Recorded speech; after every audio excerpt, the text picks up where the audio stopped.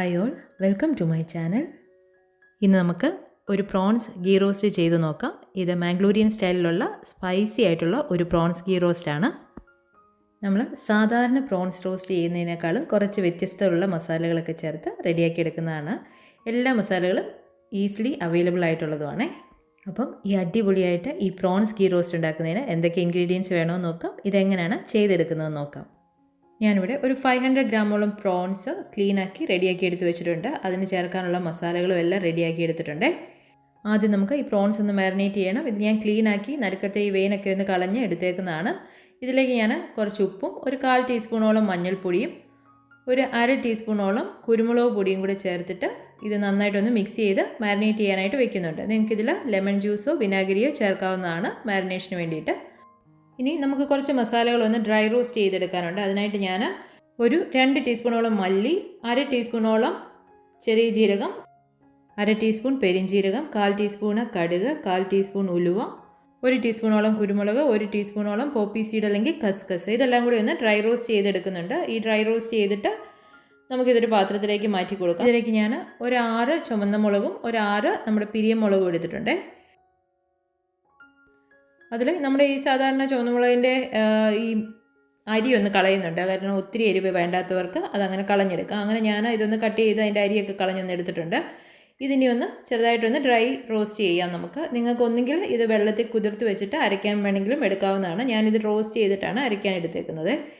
ഇനി ഇതെല്ലാം കൂടി നമുക്ക് ഒരു ഗ്രൈൻഡറിലേക്ക് മാറ്റി കൊടുക്കാം. ഇതിലേക്ക് ഒരു ചെറിയ നെല്ലിക്ക വലിപ്പമുള്ള പുളിയും ഒരു 6 കാഷ്യൂനട്ട് വെള്ളത്തിൽ സോക്ക് ചെയ്തിട്ടിരുന്നതാണ് അതും, ഒരു 5 വെളുത്തുള്ളി, 1 ടീസ്പൂണോളം ശർക്കര, ഇതെല്ലാം കൂടി ചേർത്ത് അതൊന്ന് ഗ്രൈൻഡ് ചെയ്യുന്നുണ്ട്. ഇനി ഒരു പാനിലേക്ക് ഒരു 2-2.5 ടേബിൾ സ്പൂണോളം നെയ്യും കൂടി ഇട്ട് കൊടുത്തിട്ടുണ്ട്. ഇനി നമ്മൾ മാരിനേറ്റ് ചെയ്ത് വെച്ചിരിക്കുന്ന പ്രോൺസ് ഇതിലേക്ക് നിരത്തി ഇട്ട് കൊടുക്കുന്നുണ്ട്. ഇനി ഒരു മീഡിയം ഫ്ലെയിമിലിട്ട് 1-2 മിനിറ്റ് ഈ 2 സൈഡും ഇതൊന്ന് കുക്ക് ചെയ്തെടുക്കുന്നുണ്ട്. ഒത്തിരി അങ്ങ് ഓവർ കുക്ക് ചെയ്യേണ്ട. നമുക്കിനി ബാക്കി മസാല റെഡിയാക്കി കഴിഞ്ഞാൽ അതിലിട്ടൂടെ കുക്ക് ചെയ്യാനുള്ളതാണ്.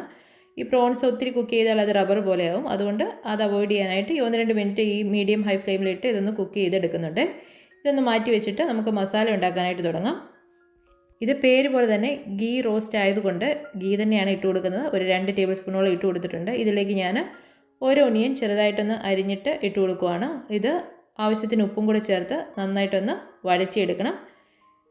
ഏകദേശം ഒന്ന് വഴന്ന് അതിൻ്റെ ട്രാൻസ്ലൂസൻ്റ് ഒക്കെ ആയിട്ട് വരുമ്പം നമുക്കിതിലേക്ക് കുറച്ച് കറി ലീവ്സ് ഇട്ട് കൊടുക്കാം. അതുപോലെ തന്നെ 1 ടേബിൾ സ്പൂണോളം ഇഞ്ചി വെളുത്തുള്ളി പേസ്റ്റും കൂടി ചേർത്ത് കൊടുക്കുന്നുണ്ട്. ഇതെല്ലാം കൂടി ചേർത്ത് നല്ലപോലെ ഒന്ന് വഴറ്റി കൊടുക്കാം. അതിൻ്റെ ഇഞ്ചിയുടെയൊക്കെ ആ പച്ച രുചിയൊക്കെ ഒന്ന് മാറുന്നിടം വരെ നന്നായിട്ടൊന്ന് വഴറ്റി കൊടുക്കണം. ഇതിലേക്ക് നമ്മൾ ഗ്രൈൻഡ് ചെയ്ത് വെച്ചിരിക്കുന്ന ഈ മസാല ചേർത്ത് കൊടുക്കുവാണ്. ഇതിൽ വേറെ വെള്ളം ഞാൻ ചേർക്കുന്നില്ല. ഈ ഗ്രൈൻഡറിൻ്റെ അകത്തോട്ട് ഒരു 1/4 കപ്പ് വെള്ളം കൂടി ചേർത്തിട്ട് അതൊന്ന് മിക്സ് ചെയ്തിട്ട് അത് ഒഴിച്ചു കൊടുക്കുന്നുണ്ട്. ഞാൻ കുറച്ച് ഡ്രൈ ആയിട്ടാണ് ഈ പ്രോൺസ് എടുക്കുന്നത്. നിങ്ങൾ ചാറോടുകൂടി എടുക്കാനാണ് കുറച്ചുകൂടെ നിങ്ങൾക്ക് ഗ്രേവി വേണമെന്നുണ്ടെങ്കിൽ കുറച്ചും കൂടെ ചൂടുവെള്ളം ചേർത്ത് കൊടുക്കണേ. ഞാൻ ഇത് നന്നായിട്ടൊന്ന് വഴച്ചെടുക്കുന്നുണ്ട്. ഇതിന് ആവശ്യം തോന്നുവാണെങ്കിൽ നിങ്ങൾക്ക് നെയ്യ് ഒഴിച്ചു കൊടുക്കാം. ഞാൻ 1 ടീസ്പൂണോളം നെയ്യും കൂടെ വീണ്ടും ഒഴിച്ചു കൊടുത്തിട്ടുണ്ട്. ഇതിലേക്ക് ഉപ്പൊന്ന് നോക്കിയിട്ട് കുറച്ചും കൂടെ ഉപ്പ് ചേർത്ത് കൊടുക്കുവാണ്. ഇതെല്ലാം ഒന്ന് നന്നായിട്ടൊന്ന് വഴന്നൊക്കെ വരുമ്പം ഈ മസാലയുടെ കളറൊക്കെ ഒന്ന് മാറിക്കോളും. ഞാൻ ഒരു മീഡിയം ഫ്ലെയിമിലിട്ട് ഇതൊന്ന് കുക്ക് ചെയ്യാനായിട്ട് ഒരു 7 മിനിറ്റോളം ഒന്ന് കവർ ചെയ്ത് വെക്കുന്നുണ്ട്. അങ്ങനെ ഞാനത് കവർ ചെയ്ത് കുക്ക് ചെയ്തെടുത്തിട്ടുണ്ട്. ഇതിലേക്ക് നമ്മൾ വറുത്ത് വെച്ചിരിക്കുന്ന പ്രോൺസ് ചേർത്ത് കൊടുക്കുവാണ്.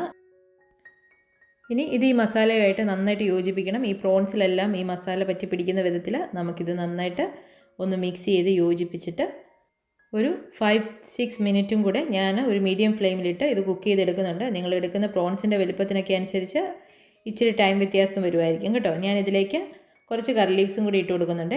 നല്ല അടിപൊളിയായിട്ട് നമ്മുടെ പ്രോൺസ് റോസ്റ്റ് റെഡി ആയിട്ടുണ്ട്.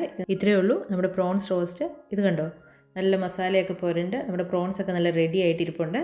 ഇത് ഞാൻ കുറച്ച് ഡ്രൈ ആയിട്ട് എടുത്തുകൊണ്ടാണ് ഇങ്ങനെ ഇരിക്കുന്നത്. നിങ്ങൾക്ക് ഗ്രേവിയോട് കൂടെ വേണമെങ്കിലും കുറച്ചുകൂടെ ഒന്ന് ഗ്രേവിയോട് കൂടെ വേണമെങ്കിലും ചെയ്തെടുക്കാവുന്നതാണ്.